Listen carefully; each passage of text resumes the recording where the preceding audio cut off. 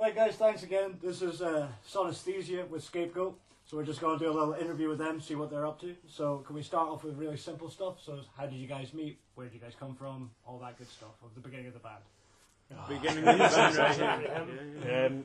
Nick and I met through an advert on Gumtree. Grindtree. Those were rough branches. This is off the good stuff. We met up. I basically had a few demos and stuff.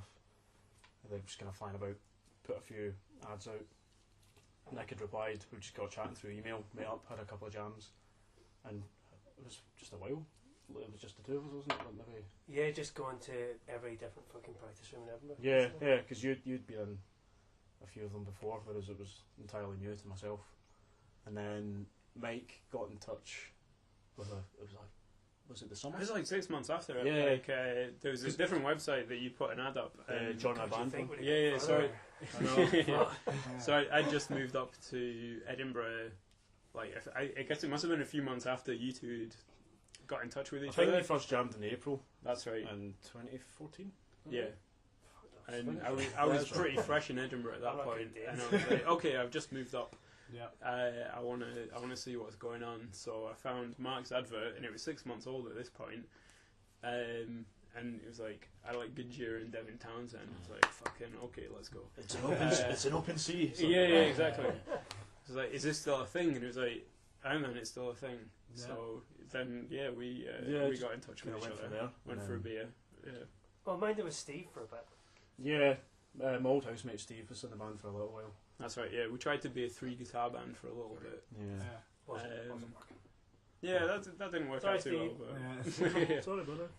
He was busy with like he's a programmer as well. Yeah. So then it just was the three of us again for maybe a few more months.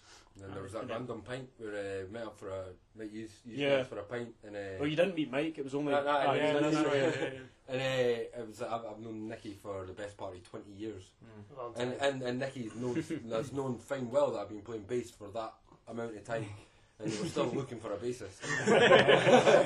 so we went out for a beer and they were chatting about music. Ask it's not big. It's like they just came to give me the order. I was like, I'll pop along. Went along with my 4-string Fender Music Master bass. It's about that long. I know. It's about that length. And it was just quite funny because it was like I just could not adapt to the low tunings whatsoever. So I got into the music quite a bit, quite quickly, and I learned it I enjoyed it, so I was part of the band after that. Picked it up fast and nighted. So I think that was that the January 2015? I want to say it was January. Yeah. So I take it all the way through this time you're like kind of roughing out songs, like getting things solidified. Yeah. I mean, some of the songs, in fact, almost all the songs, I think actually were the EP. Mm-hmm. Yeah. Or the EP. Yeah, that's they were kind of like recruitment tracks.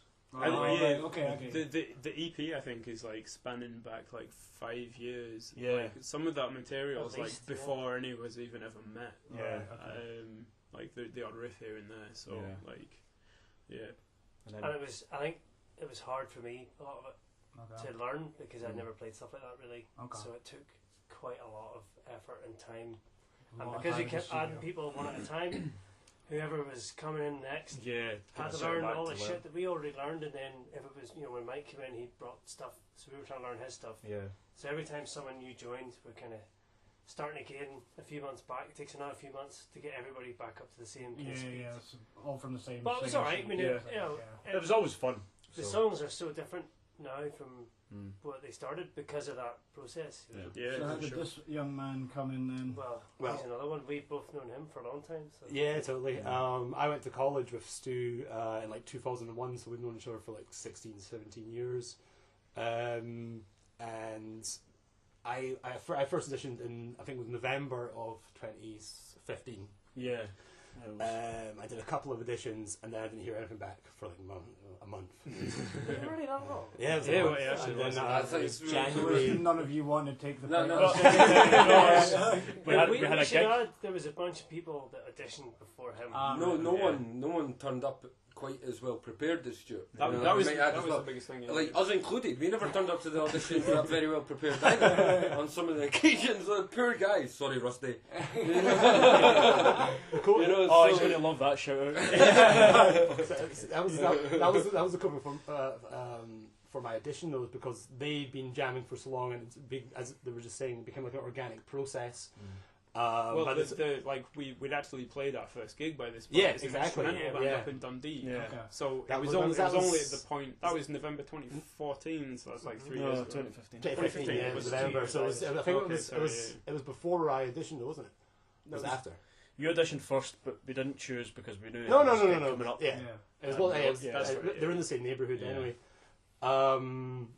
But the same process was taken through like the auditioning for like Yeah. every other Everything member. basically. Yeah, although Yeah. the main difference with Stoo was when he turned up, he knew most of. He Yeah, basically Yeah, had you prepared. know what you're doing. all the songs were ready, so like, Yeah, and so I would say probably just about, knew it. yeah, about 90% of the lyrics I went for the audition are pretty much the lyrics that we put on the EP as well. There's only like minor changes and stuff like that. So it was one of it's one of my favourite. I've auditioned for a lot of bands, and it's probably my favourite audition ever, just because like it was the 2 auditions, just because of just the way it evolved after that, and it's been beautifully organic ever since. We also didn't tell him he'd got it. Yeah. After the audition, we had got it. Yeah. It's like, yeah, we'll put him back for an audition. I just saw a black leather couch and I was like, oh no. It's come to this at last. Again. So you touched on it briefly earlier. There was things like Devin Townsend, Gojira, bands like that, are quite influential. Is there any other bands that kind of like bonded you together? Yeah. Like sounds or like kind I think of tone, things like that. those were definitely like the kind of early stage ones, and they still are, obviously to a degree, but when we all kind of got together as well, we share a lot of music with each other, just like stuff that we like to listen to and whatnot, and like Cult of Luna became a big one for me after meeting these guys, because I hadn't really listened to them much, but I fucking love them. And then Yob, Yeah, stuff yeah, like that, yeah. yeah. A lot of the weird stuff and post metal kind of came into the mix as well. I hope you can hear there'll be like Doom in some of our stuff. I know we don't play like traditional Doom at all, and we're not trying to do that, but I hope that there's a feeling of that, especially live. I think it's more apparent now, Yeah. like in some of the stuff we've been working on. Yeah. I think we take a lot of stuff from the stuff that we all like and all. The other cool thing is that individually we all have, I would say that there's the communal area, we all like the same stuff, but then outside of that we all kind of go in different ways as well, which is quite cool. That brings more stuff to the As you'd expect table. with 5 dudes. dudes. It's 5 dudes. Well, also at the Dudes, same it's a point in melting time, pot, if you right? started a couple of years ago and Yeah. then you've got more members, obviously in time you're going to take in more influences Yeah. from different things. Even as the music changed from even when I joined, how it certainly the creative process went through all of us having a wee turn and adding a little bit here and there.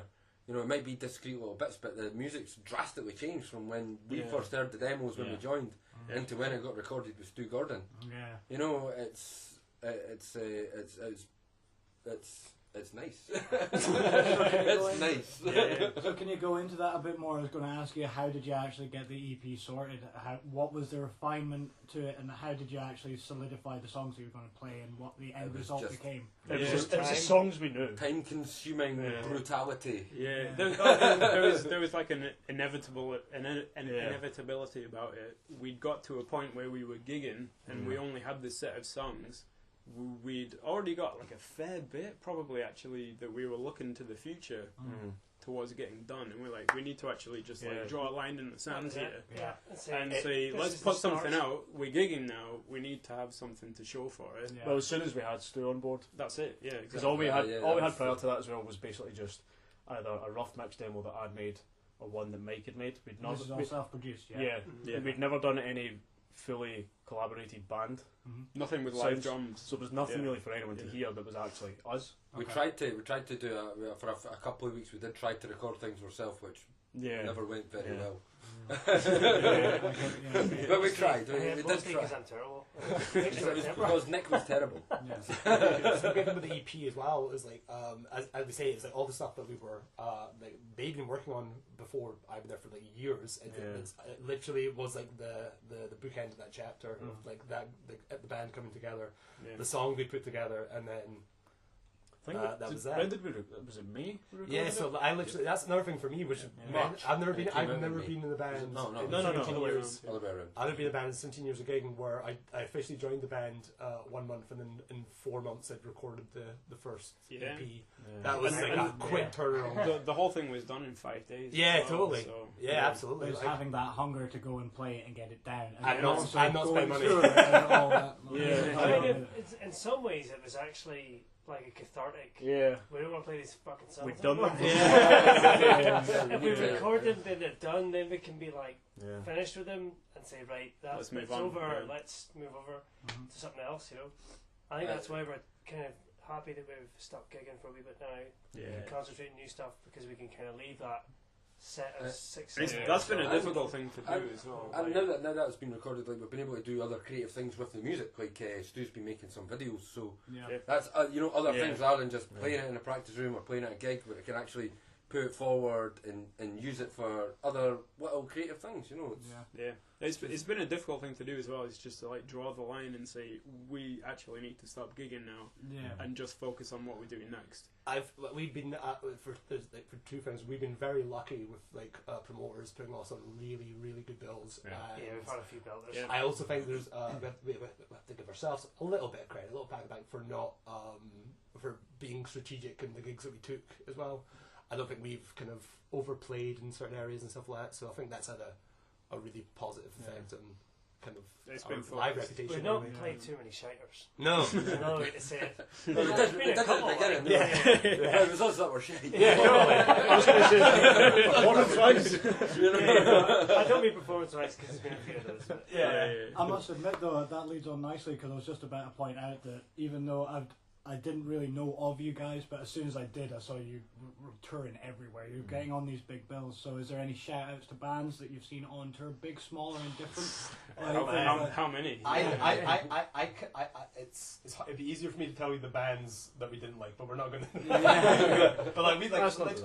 I think for me personally, we played with all my favorite bands in Scotland. Like, Yeah.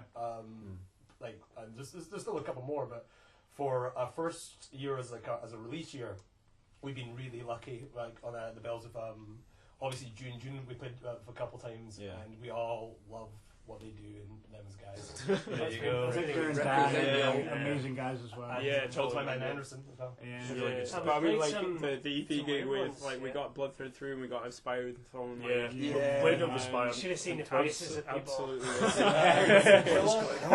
Another one I really like as well. I love what Yeah. Cinderella do. They've got Nice a really guys. cool fucking vibe, and they're really cool guys. Yeah. A shout out to John and Indica up in Dundee. Yeah. Fuck yeah. Our gig. Yeah. They put us So, on your and first that was show. superb. Colonel Yeah. Fist and They're kind of stoner rock kind of outfit. superb. Fake. Really good. Was the other band that Yeah. played that? Colonel Fest are fucking brilliant. Yeah, They, totally. they just play usually. We've been just pretty fortunate. I don't think there's been anything that I've thought I hate this. Yeah. I mean, No, yeah. Absolutely not. But also, you've managed to like come out straight away swinging for the fences. So, do you think these like larger bands that you've been playing? We were discussing Igor earlier and things like Carbon. Carbon. that, Carbon and things like Yeah. that. Oh, So, fuck. watching these other bands, are you starting to take influence from them? Are you trying to take like little bits and bobs from them, or is it still like The biggest do your one, own thing? I think for me, the biggest thing next for us is like the actual stage show. Yeah. Yeah. Like we, 100%. I feel like we've got our live presence up to a point where it's good enough. Mm. It's good enough. It's not the best it could But I be. don't think we're remembered But for our show. It'd be nice to have some. That's it. I think Like, we're uh, probably yeah. more remembered for focusing more on the music and not caring about the Yeah. show. It's like I want to get something that people are going to remember. Like you Yeah. looking like Bruce. Shout out to fucking Bruce, by the way. Oh, Bruce. Like you look at some of his videos and you're like, I want people to look at that on YouTube and be like, oh my god, like I remember that. That was Gotta incredible see that to show. look Yeah, at. you wanna see the show. Yeah, exactly, like a light show Yeah. and like the stage presence. Like Yeah, that's what we need to. Yeah, get. Lights are the main one for me. See if we could just have some nice lighting. Just hide behind the lights. It's more shit to carry. Also, at the same time, like that bill where you played with Cryptopsy and Party Cannon. That's like two of the most Sodomite. commanding Like- bands I on know. stage. Sodomite Yeah. Cadaver as well, man. Sodomite Cadaver as well, yeah. And we Yeah. were about our fastest song was about half the song. Yeah. Yeah. I think the other thing that I've picked Yeah. up from kind of bigger bands is more of a kind of gear thing that I really feel like I need to move to in-ears now, because there's so much variability with the kind of shit you're using. Yep. sometimes monitors are just blowing our head off. I think we'd play a better, more consistent show if I was on in years. I'm going to try. That's the next kind of thing for me, is to, even if it's just me to start with, with just one condenser mic and a tiny mixer. But I it's think something that's better to than fuck invest all. in. Yeah. Yeah. And I think that will make me play better, and if I play better, then I think everyone will play better, and everyone will be more relaxed. I think as well, Yeah. because You know, we do feeds often, everything else. there is often a bit of a kind of wall of sound thing going on, so it'd be Yeah. very hard to do. Yeah. Yeah, you guys have a vast sound, so I can understand if things do get lost, little intricacies. And in there. it's always vastly different on stage. Yeah. Oh, to yeah, the front of definitely. house as And well, that's, right? So, yeah. again, like that might even have something to do with the fact that we have been more focused on our sound than we have been, like, you know, entertaining people and stuff like that. But We're pretty self-critical, I think. Yeah, we actually had to have a word with ourselves and tone it down a bit. It's like when someone comes up to you after, oh, it was really good, man. It's like, yeah, it was. Did you see all those mistakes? I thought it sucked. Stop doing that. But I must say though, like speaking to a couple of you lads, though, it does seem that there's a lot on the boil right now. Even though you've got this like EP like tucked away, like that's now done. Can you tell us anything about what's going to be coming out in the near future? We can probably say we've got a lot of material. We've all kind of got this big bank of material that Marc and Mike have put together, and it is quality-wise for the volume of it is just. They've done it outstanding. It's so good. It's been harder to cut Dropbox is stuff out. creaking. It's been to pick stuff up, like The editing process, refining it, polishing. Like for me, like the way I've shortlisted the songs, I've got like what on the basis of what I see and what I hear and stuff. I was like, well, there's like there's 7 releases of material there, like seven releases of material. And We're not releasing 7. No. Some of those songs will disappear, and other songs will appear. But in the moment, like if you just look numerically, that's how much material we have to talk about. And as I said, we're now getting to the point where we've been working on songs for the new album for like a couple of months. We're almost kind of halfway into having an album of material already. But now it's the hard part for us is. Which songs do we learn next? Because obviously Marc I might put the songs together, and then we go for them in the practice room. Dissect it. We get dissected, they get reinterpreted and stuff like that.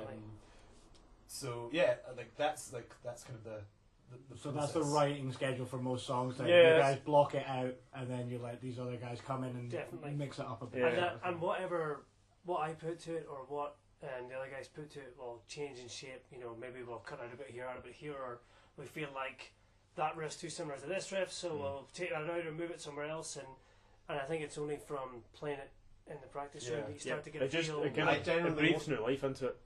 I generally won't write much lyrical content for a song, because obviously we have all these songs like pre-production, but I wouldn't write anything until I get a feel for what Nick's doing, so that I can accent what I'm doing.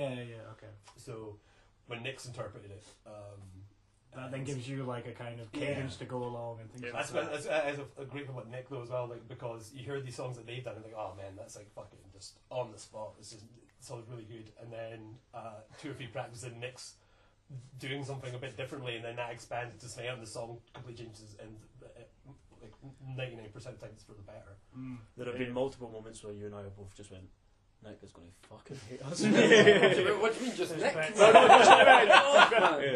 hear it. I'm just like, going, for fuck's sake, man. Alright, cool. Give me. Let's go back to the punk days. It's like, what? The difference is that we can sit together like with strings and go, right, okay. So the practice sort of like we'll have like jam sessions, we also have string sessions where like just sit down, me, Marc and Michael sit down and we'll go over stuff, and that's quite normally a good brainstorming time. Whereas like I can kind of just bash out bass lines with them and see what goes and what's working, and it's a bit of a waste of Stoo's time to be trying to learn bass lines when we're all standing in the practice room. It's pointless, because so it's better if you do that. Then it's productive. It's not, I was about to say what's the opposite of counterproductive. You know, so if we do that like in between practice times, then it means like we can actually practice as a whole when we get together. Rather than me just standing there going. Yeah, you're turning up prepared and ready to go for so it's good, and it's sometimes we do just kind of batter out and practice a bit though. If it's not overly complicated, it's more the problematic. Or if we really want to play something specific, we just get a notion and it's like, let's have a go at that. Something syncopated or something. Mike likes the number 7, and number 11. Me too. I like number 5. I like So- that's the only time signatures I write. which is absolutely fine, but it's and a lot of it's there's a lot of like what's the word when it's accents, which if I don't know the music I can accent along quite easily. Yeah. So it's I can normally pick it up and it's not as fun, but it's a means to an end. You know, it's I learn the cues and so it's another way, even though it's not ideal, but we get there. Yeah. You know, and it helps. Takes time. So then that's normally when I go, right, we need to sit down and do this. So another thing that I like to ask about bands and how they get along with it is like their artwork. Like you guys put rorschach test, isn't it? Yeah. They look really abstract and really cool. So can you talk to us how did you come to the concept of that, or was it anyone's concept? I think initially we were just. I think you came up Yeah, originally. Before we really. With the name of the band, Somaesthesia, like with the meaning of that, the rorschach was quite a good idea. Yeah. I usually we'll just kind of get a mock-up idea, and then You were going to do some screen prints as well. I was going to try some screen prints, but but that kind of came about because it was a nice, kind of blocky. But it kind of ties back into the feel of what we're trying to do as well. a lot of perception and sort of. When I was writing artifact. lyrics for the edition, I used the name of the band to inspire the lyrics. Yeah. So that's where I got the motivation for. But like I would say that the great thing about the band, like on the artistic kind of side of it, is as I say, like we all kind of got the wheels rolling. But as soon as we got Kimberly Godfrey, everything about the band's development in the last year and a half has been so organic, and Kim coming on board and kind of giving us, stylizing us a little bit aesthetically. So you gestured in the direction and then she took it on. Yeah, basically just kind of emailed her some ideas. Yeah, totally. And she's got like a great way of kind of seeing art and dismantling it, putting it back together and stuff. Yeah. And the work that she we just got a new T-shirt printed off. It looks absolutely amazing. It's so cool. The rorschach that we had originally as well just fits beautifully into her style because she has this strong symmetric style, which obviously fits well with the rorschach. You've done, the new one's coloured, isn't it? But That's the old right. one, the new one is specifically like a series of faces. Whereas the older one is more like an abstract sort of rorschach. Mostly we got the new one Spatchcock chicken. because I had to throw this out there just because of the haters, and stuff like that. The only reason that we have a black T-shirt is people were complaining that we have white T-shirts. Nothing wrong with a white T-shirt. It's the black T-shirt army, my friend. I know. Where is it, man? And you're representing today with the flag. We sold out and bowed to PFL. which actually was like 2 people. They were more than one. we knew that's what everybody was secretly thinking. Yep. So I'm not saying anyone in particular, Morag. Morag's got a T-shirt now, it's all good. so I got it. Yeah, it's all good. Very cool. These are the fans going the extra mile. That's us. So, what is then the future now then? Since you've got this on the boil, you say you're going to go back into the studio. I take it that's 10th Street that you're in there now, yeah? Yes. You're going to be working Good with company. anyone in particular to try and get Not this really thing sure shut yet. down? We're just going to. We seem to be heading more towards taking more responsibility again on ourselves. So I think we're gonna essentially with the demoing, we're gonna see how much we can do with the demoing. Because I think a lot of it is time. But part of what we learnt doing the first as run well. was that we didn't really take enough time to get the tones right, to tune my kit right. Yeah. We just kind of jumped into it and went, fucking let's go. And Stoo Gordon, because he's experienced, knew how to put it together and get it sorted out. Yeah. But if we were able to take the time that we want to take, particularly with the guitars, which And the vocals are totally doable in the house, you have to go somewhere to do that. Yeah, God bless you, because if So you you didn't gotta have him, stay it would have with been an Warmer absolute catastrophe. We must have been a right pain in the With this sort of take it, you're going to stick with Stu for a while, or are you just going to Don't really know yet. We haven't really thought that We're out. literally at that base We are point of like even with slow everything down. even going through the process like demoing, we are still kind of We're effectively still writing to to a degree, even though we do have hours of material with we still It's like we changing don't all the have time. final songs yet. Yeah. Okay. So we're still going through this like pre-production phase of we have this bank of material which has just been done like in a bedroom with programmed drums and like average guitar sounds, and we're going through and like just at least trying to. They're total studio quality. They're like, it's just like it's a normalizing process. Yeah. We need to be able to listen back to all of this stuff Yeah. and have it sound the same at least before yeah. we can actually judge it, and then we'll pick like probably an hour and a half of material, pare that down, get it into the practice room. A really big part of this has been moving at Tennant Street. Yeah. Having Oh a my God, permanent place. Because we can bring stuff, leave it set up. We're using the same gear all the time. Well, also the like, It's a huge deal. if you want to call it the cross contamination of like people that are in there. Yeah. So Fucking many awesome. people. It's like, a who's people who, to right? talk Every to. time you walk in there, all the other stuff you hear kind of is amazing. You're Yeah. like, that's fucking Yeah. awesome. Yeah. Even though it's a practice, I'm bringing my A game just in Yeah. And we're going to use that space to do some better drum demos because we Definitely. didn't demo any drums really Yeah. the first time round. It was And I all think programmed. So I think we're actually I able to do suffered. that. Yeah. You know, I mean, I suffered. I mean, I feel like I didn't do as well as I could have because stuff that I have developed now, I play those songs differently live and better. Yeah. And I think that if we do the full demos, take a bit of time, borrow the mics off the guys that are in there because their sound is fuck, and try and spend a bit more time demoing because it's worth doing. And it ties back You know? into what we were saying before about being mega self-critical. Yeah. Yeah, We're so basically you're never happy. pumping the brakes, but you're pumping it in the right way, sort of thing. Yeah, so exactly. it's like, as Yeah. I say, it's that polishing and Yeah. refinement of it, sort But I of. mean, The outside of the house is quiet, but the inside of the house is. Yeah, it's like, Yeah. as much as we love playing live, Yeah. we all put a massive amount of stock into having like a really good quality album Yeah. to put out. And then you're all working full time. It's definitely Yeah. that's Yeah. quality over quantity. Like there's nothing. Like we've been practicing stuff where it's like I'm in the firm agreement with Stoo. It's like once we've got something, it's like we should play that live now. And then we're like, I'm always that. nah, we shouldn't play that live. You know. Yeah. But it's like You don't wanna give the away. game It's like, away. right, let's fucking go. Let's Yeah. do it. I was Let's super- do it. It's ready, but then it's never ready. Yeah. Yeah. It's never ready. I was thinking about like Never. demoing. Like I didn't demo anything for the EP.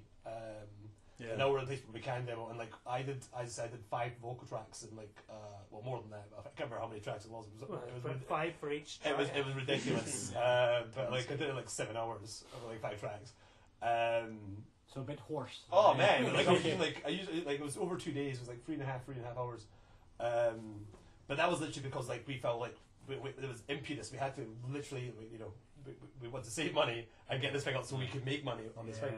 And I think we're all now like make money. Yeah, we gotta make the money back. We gotta make the money back. It's all about that dollar. There goes the fan base. With this money doesn't seem to be like there's no time or kind of monetary penalty for us now, so we're just going to focus on just making a really fucking. We're all very much in debt. Yeah, Yeah, exactly. We finally realised there's no money in this. We're all in debt. Nobody told me. So, is there any little like fun stories about Somaesthesia, either on the road or behind the scenes or anything like that? Anything you'd like to divulge about your good selves? Fucking- I think Warren, now. the funny thing is I think like at shows and stuff like that and like on the way to shows that's really tame actually. They just all talk The most shit, exciting thing that's ever happened to us on a show day was probably the old lady before Dundee. Oh my god, that was amazing. So Well, in the car. yeah, so like fucking We're driving out of my house. yeah, Oh yeah. and like it's alright. Yeah. It's like take a go to Dundee. Dundee. Yeah, We're on it's the like, road. first these guys have played Dundee like since the Like 2 first years. game. Yeah. Probably even longer for me. And we're like, yeah, super excited. All the guys are in the van. We've got our bacon sandwiches and our coffees. We're fucking ready to Prosecco, go. the bottle of Prosecco. And we drive fucking like 15 yards. And it's like there's there's enough fucking road for one car. There's cars on either side. And we pull out 15 meters, and we're just literally behind an old lady in the middle of the fucking road. There's pavement. She couldn't ride the pavement. On But a she's like, mobility scooter. yeah, on a mobility scooter. She wasn't just like fucking walking down the road. Yeah, walking like Ministry of Civil War. Slightly But- held back. Yeah, that's probably the most exciting thing that's happened to the show. I think. The first gig that we played, the thing I remember about it was we got free beer. At, Oh yeah. Oh my god. What was it called again? Cerberus. Aye. And he came back from the bar and he had fucking 2 beers in each hand, and I'm like, "Is that for me?" And he's like, "No." Alright, buddy, slow down a bit. I haven't fucking played That's yet. probably before the gig as well. It was. It was definitely. It was And then, absolutely. and then we went on Still, to but- play a double speed set. Oh. And then halfway through, it's on video, you can check this out on YouTube. Halfway through, Oh, is it man. Rory just leans over and just slaps him round the face? Sue's like, oh. That's what we do. On gig days, we're really professional. You know, like we don't get into any man hedges with like because I've had like a shoulder problem for like the last year. So I think the only headliner I've seen the most of this year was the last show in June. I managed to stay until like the last 50 minutes of that show. Yeah. But oh my god, like the really fucky stuff happens in the practice room.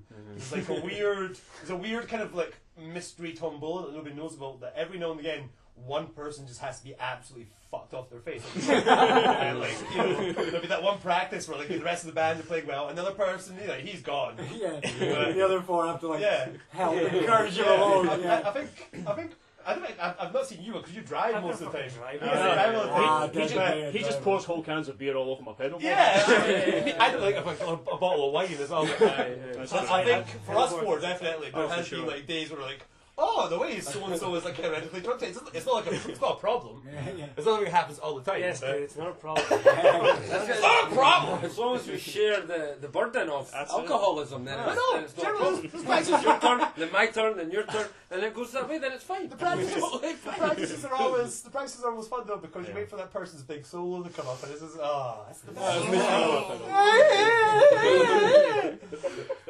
Yeah, it's great. Well, guys, I think that's an absolute ideal point to like stop the interview there. So, cheers very much for coming in. That was man, absolutely thank much you. fun. Thanks, man. We'll Thank get you very this much. video up Cheers, in the near Billy. future. Check us out on Facebook, Grindr, YouTube, And Bebo. Bebo. Go! People bagging.